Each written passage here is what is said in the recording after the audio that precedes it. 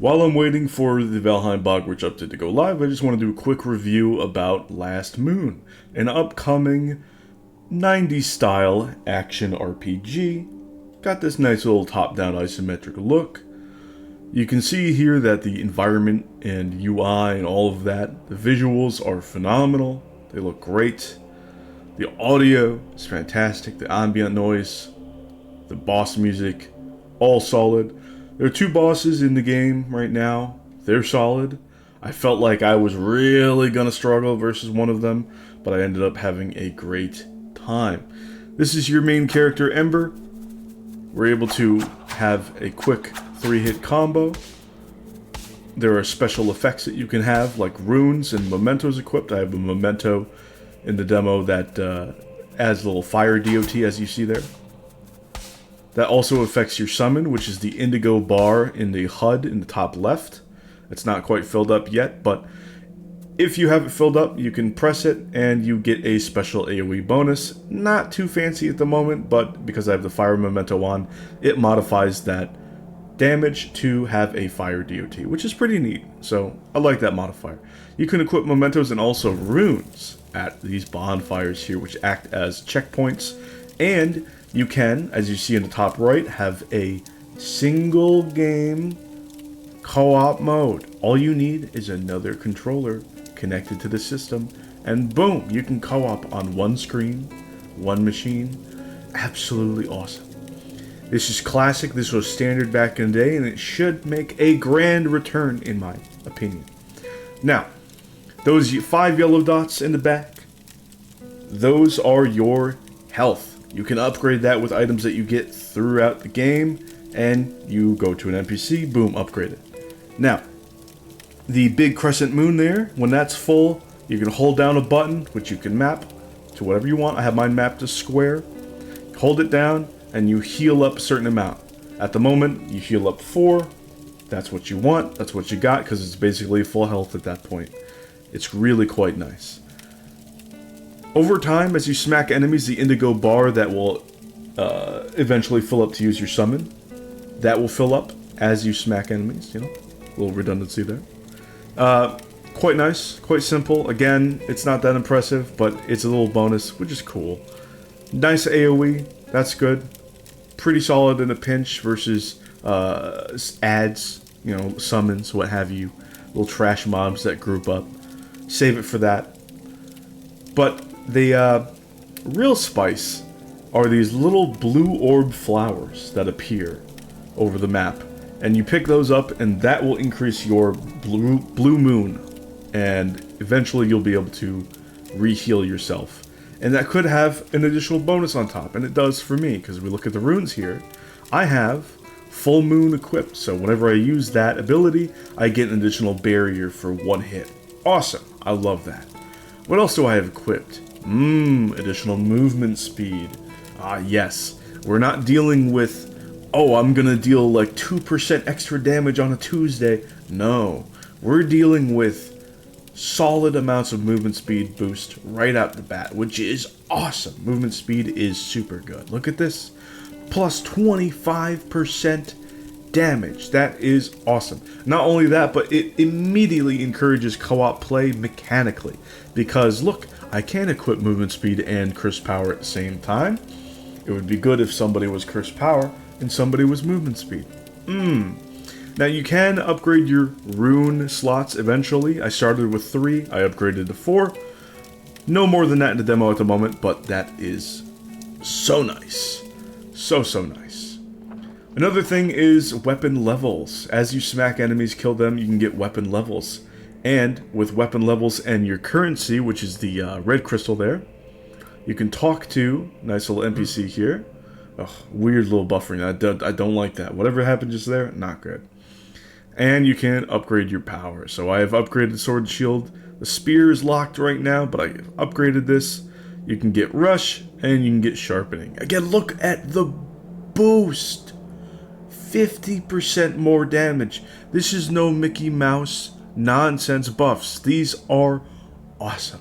And if you continue along, more and more and more.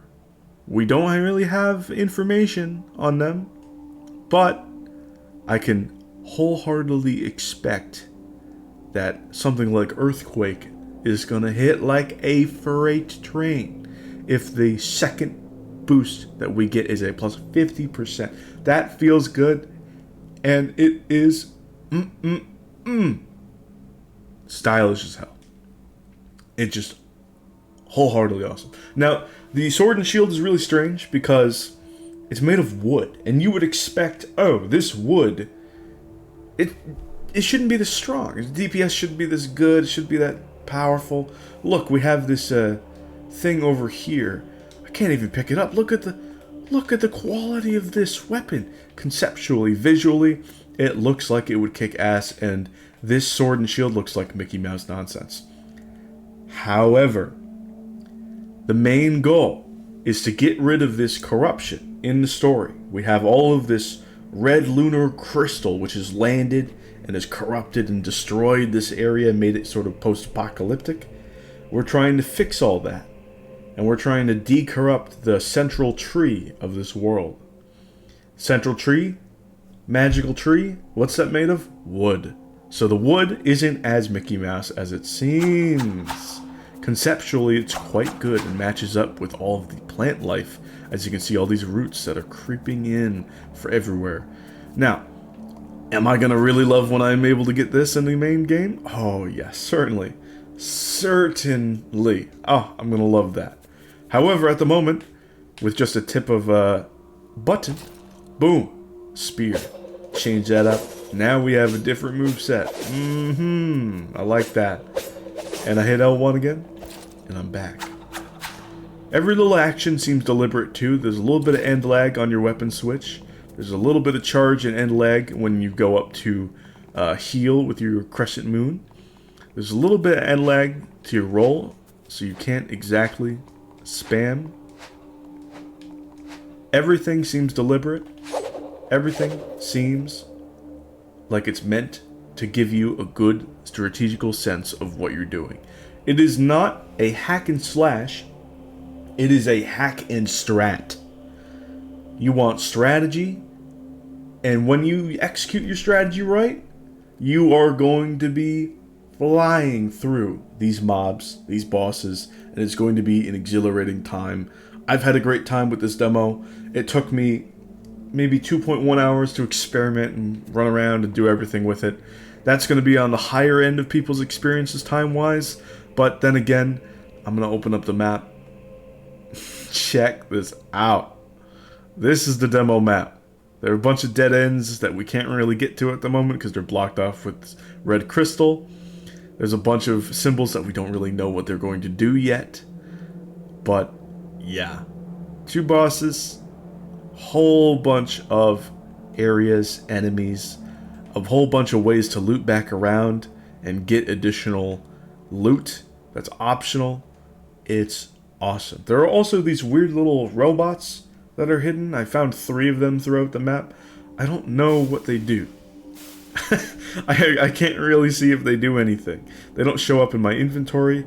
They're not some sort of companion. I don't know. I also don't really have a smithy to do anything with this lunar ore. I don't know. I don't know what I'm going to be able to do with this. This will upgrade the ability, I assume, to heal. You see how we have on the side here the increased weapon damage now that we've leveled up the spear.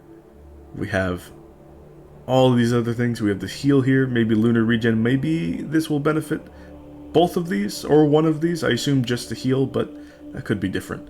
Now, attack speed here, this is just a game that the higher your attack speed number, the slower your weapon is going to be. But again, there are compensations for that. The attack speed, the fact that you can go and charge it and launch out a projectile. That's quite nice. The fact that you can deflect projectiles incoming with R1 with the spear. You do not sacrifice that many things when you use something that is spec'd into maybe range over DPS. You have options on options, even though the combat looks fairly simple.